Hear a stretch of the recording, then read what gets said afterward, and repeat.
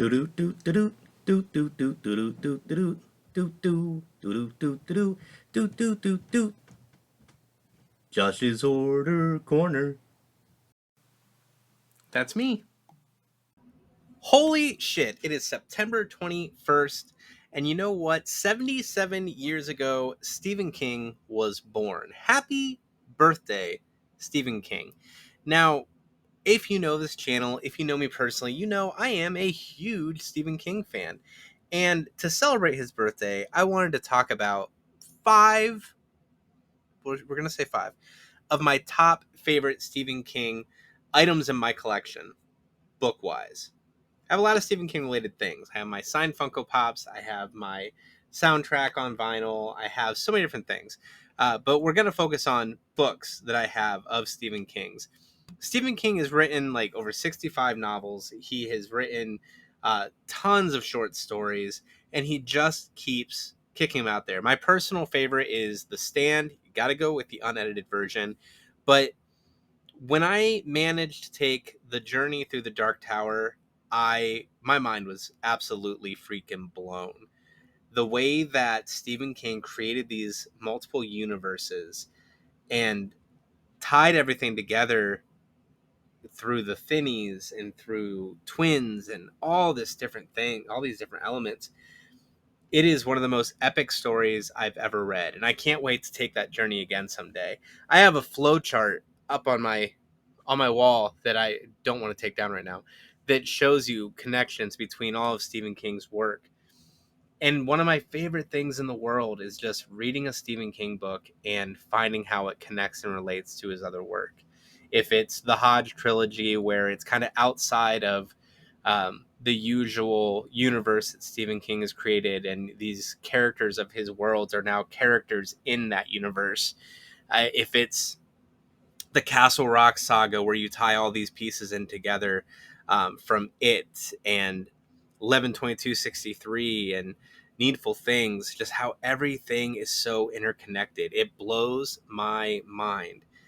And I have been reading Stephen King since way too young of an age. My mom jokes that she read my sister Gone with the Wind, and she read me It as we were infants.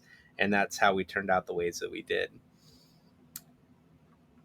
It's interesting to see the impact his work and the universes he's created have had on my life.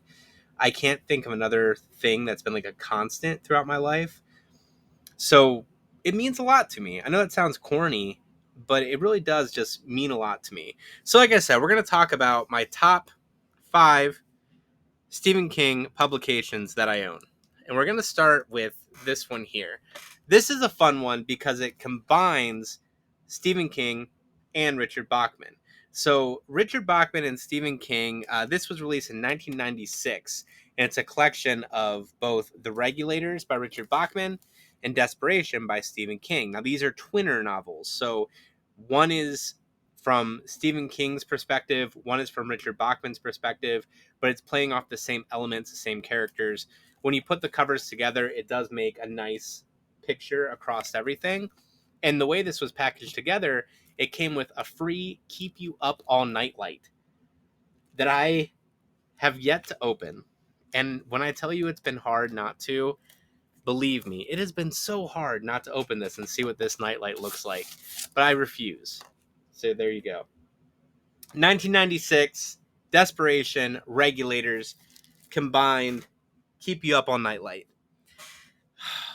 I don't know what order I want to do these in. So 1982, this is the first edition of Creepshow from 1982. Stephen King conjures up five jolting tales of horror: Father's Day, Lonesome Death of Jody Verrill, Crate, Something to Tide You Over, and They're Creeping Up on You. All inside of this. Fun fact, the little boy in the first Creepshow movie was actually played by Joe Hill, who is Stephen King's son. This is just a fun, I've never been much of a comic book person, but the Creepshow, this book and the comic books that came since have always been fun to me. I enjoy them. I think they're exciting. It's a great way to read something differently for a change. Instead of just a regular novel, you get the comic approach. You get to see Jordy go from finding that meteor shit and turning all green. It's just a very fun. There we have the crate. This has been reprinted, so there is new versions of it. All the art in here was Bernie Wrightson, who you know from Swamp Thing and from the next thing I'm going to show you. But it was just a very fun collection. The movie was directed by George A. Romero and really just brought some fantastic horror minds all into one thing. So from that, we'll go ahead and pull this one out here. Stephen King, Bernie Wrightson, Cycle of the Werewolf from 1983. So this right here is a very special piece of my collection because you don't come across this first edition very often. The coloring is super weird as to how it faded and got all weird on the front there, but it has the original as it was meant to be designs. Now upstairs I actually have a piece of art that I need to get framed. I need to find it. That is one of the pages from Cycle of the Werewolf signed by Bernie Wrightson. And I've randomly set it aside, and I honestly can't remember exactly where I put it, waiting to find the right frame for it. Cycle of the Werewolf is a really interesting story in the approach Stephen King took to writing it. So instead of just laid out by chapters, it's laid out by months, so you can really follow the moon phases as the werewolf attacks the small, sleepy town. I adore this book. In here it says Stephen King has produced a long string of bestsellers beginning with Carrie a decade ago. Millions of readers eagerly anticipate the publishing of a new Stephen King tale with its slice of American life presented slightly askew. Many of his books have been made into successful motion pictures, a modern literary phenomena. He and his wife reside in Maine, a safe distance away from Tarker's Mills. This actually was turned into a movie as well. It was starring Corey Haim and um, Gary Busey, and it holds up really well. Holds up really well. But just look at the art in this. Bernie Wrightson, rest in peace. Extremely talented individual. All right. So there we go. There's two so far. I have this in here too because it was next to it on the bookshelf, but this is the press packet for Silver Bullet when the movie came out. Includes some pictures, things like that. Was that 3? That was 3. Okay, we're going to save this one for last. And we'll go for these here first.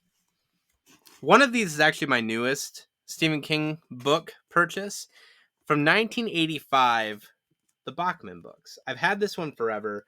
My parents have a copy of it as well, original publication. Growing up, all the bookshelves in my house were just Stephen King books. My parents adore Stephen King. Reading his books together, my dad's favorite is Salem's Lot. It was just their connection. So I know I have a copy that they own, but this is the Bachman Books. And then we have the book club edition of it as well. This was, like I said, a recent purchase. I stumbled across it at Half Price Books in my area. But this includes Rage, a high school show and tell session explodes into a nightmare of evil.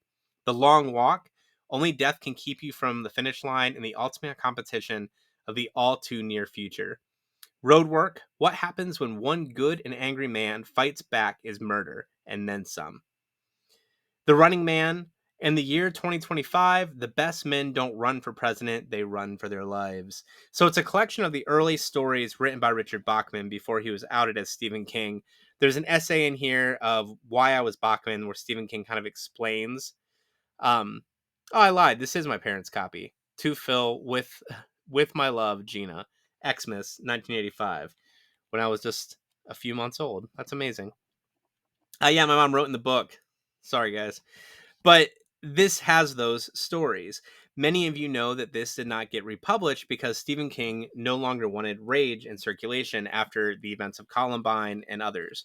So it's a very sought after piece of Stephen King fans' collections. I love this. The name on the cover was Richard Bachman, but the imagination inside could only belong to one man, Stephen King. For years, readers of these 4 novels wrote to Richard Bachman asking if the author was really Stephen King, writing under a pseudonym. Now the secret is out, and so are these 4 spellbinding tales of future shock and suspense, available for the first time in one volume. The Long Walk is actually going to be getting made into a movie starring Mark Hamill. It's in process right now. It might be almost done. I do not know. And of course, Running Man, starring